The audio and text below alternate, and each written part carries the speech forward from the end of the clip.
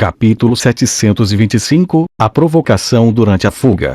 Fei percebeu o que aconteceu atrás dele. O fato de o príncipe herdeiro Arshavin ter escolhido esse momento e ter decidido ordenar aos soldados de Zenith que lançassem o contra-ataque mostrou a coragem que os comandantes comuns não tinham, e ele era digno de seu apelido, Deus da Guerra de Zenith. Ele escolheu 10.000 cavaleiros de elite que eram mais móveis e mais rápidos para lançar o contra-ataque, e esses soldados saíram de São Petersburgo como o vento e correram para as formações e acampamento das tropas unidas inimigas. Como as tropas de Lyon estavam em caos e estavam próximas ao portão principal da cidade, foram atacadas primeiro, resultando instantaneamente em muitas baixas. Como o Império Zenith estava agora em uma pequena vantagem, Fei parou de prestar atenção neles e perseguiu Guni o macaco negro seriamente. Havia acampamentos de 4 a 5 impérios menores entre os acampamentos do Império Leon e do Império Ormond. No começo, havia alguns mestres desses impérios que não viram a batalha que acabou de acontecer entre o rei e o príncipe Gumi de Lyon, e eles dispararam no ar, tentando impedir Fei.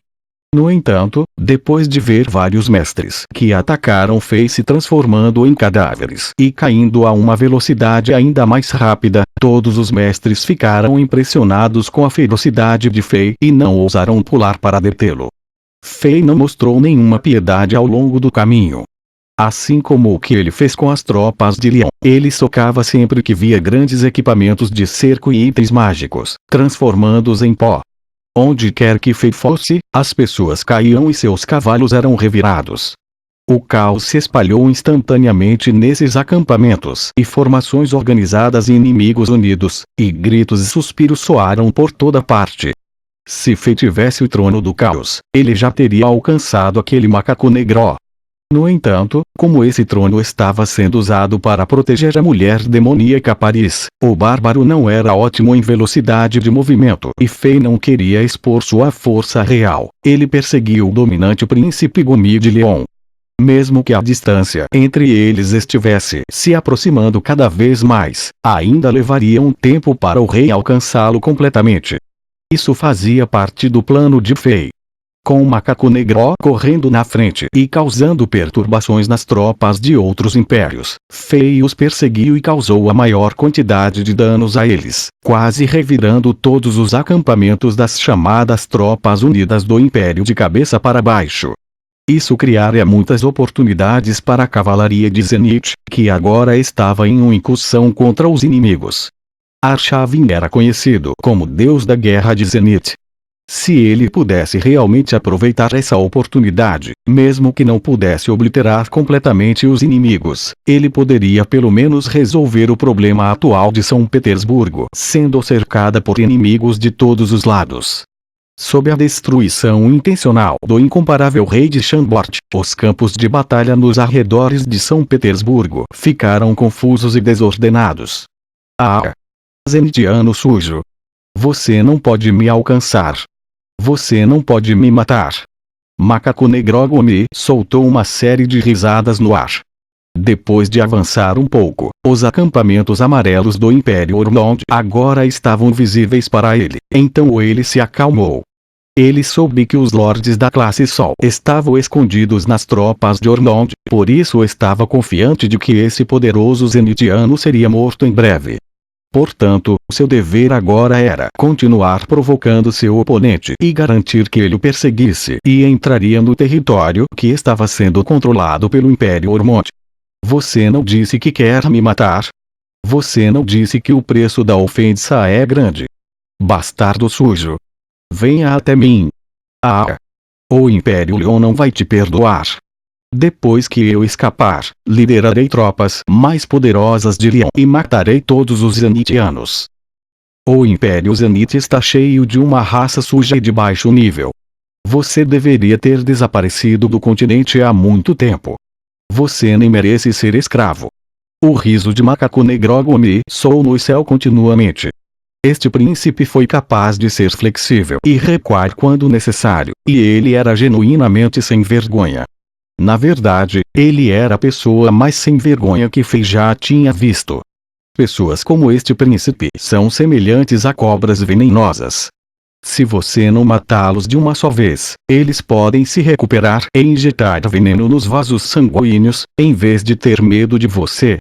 Portanto, a intenção assassina de Fei se intensificou e ele perseguiu seu oponente rapidamente, sem dizer uma palavra. Chamas de energia amarela escuro queimavam na área à frente deles, e parecia uma enorme cortina amarela. O lendário príncipe Gumi de Leão levantou a mão e mostrou uma ficha antes de atravessar a cortina amarela e entrar nos acampamentos de Ormond. O Império Ormond era um império de nível 7 neste continente por um motivo. Embora estivessem distantes do Império Zenith e não enviassem muitos soldados, os menos de 20.000 ormondianos aqui ainda eram a força mais poderosa entre os 10 impérios da Aliança. Fei apenas tentou sentir a aura de mestres poderosos usando sua energia espiritual de longe, e tinha certeza de que havia pelo menos mais de 10 elites da classe Lua nas tropas de Ormond. Além disso, havia várias formações mágicas poderosas espalhadas pelos acampamentos, garantindo que ninguém conseguisse passar pela linha de defesa sem que soubessem. Eles foram realmente cautelosos. As chamas de energia amarela na frente de Fei eram a formação defensiva da matriz mágica que os ormondianos montaram do lado de fora de seus acampamentos. Somente pessoas que tinham tokens mágicos como a que o macaco Negrogumi mostrou antes podiam passar com segurança sem acionar alarmes. No entanto, Fei estava se sentindo poderoso e heróico.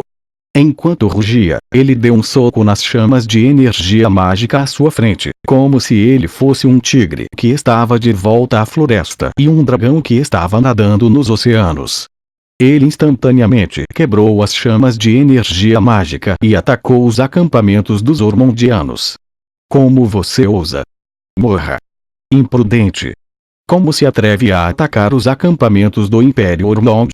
Capture esse nativo e decapite-o em público para assustar os inimigos. Assim que Fei avançou através das chamas de energia mágica amarela, ele ouviu gritos soando ao seu redor. Várias figuras brilharam e atacaram ele com armaduras amarelas como raios, tentando atacá-lo furtivamente com energias poderosas. Essas eram todos elites da classe Lua de Ormond. Ah! Foda-se! Fei riu como um louco e atacou sem piedade. O rei não gostava desses ormondianos. Afinal, eles atacaram Chambord sem motivo e causaram muitas baixas. Um mar de chamas de energia dourada apareceu instantaneamente. Quando o rei deu um soco, as duas elites da classe Lua que o atacaram foram transformadas em duas nuvens de névoa de sangue e morreram sem deixar cadáveres completos. Os dois punhos aterrorizantes de energia dourada avançaram como dois meteoros gigantes. Ao criarem uma série de ruídos aguçados, obliteraram instantaneamente aqueles dois mestres e aterrissaram nos acampamentos de Ormond como bombas nucleares, criando imediatamente duas nuvens de cogumelos. Como resultado, a contagem de vítimas nos acampamentos de Ormond atingiu um novo patamar. Esta cena aterrorizou um macaco Negrogumi, que estava no ar não muito longe e tentando assistir Fei ser morto. A força de Fei que subitamente se elevou quase o fez fazer xixi nas calças. Ele achava que os mestres de Ormond podiam segurar esse zenitiano aterrorizante, mas dois deles já haviam sido mortos antes mesmo de se aproximarem dele. O fato de esse zenitiano ter matado duas elites da classe Lua de Ormond facilmente fez com que esse macaco negro sentisse um calafrio que percorreu sua espinha e atingiu seu crânio. Todos os cabelos de seu corpo se arrepiaram, e ele não se sentia mais seguro nos acampamentos de Ormond. Com um grito, ele correu em direção à legião de Xuange de Ormond, que estava mais atrás.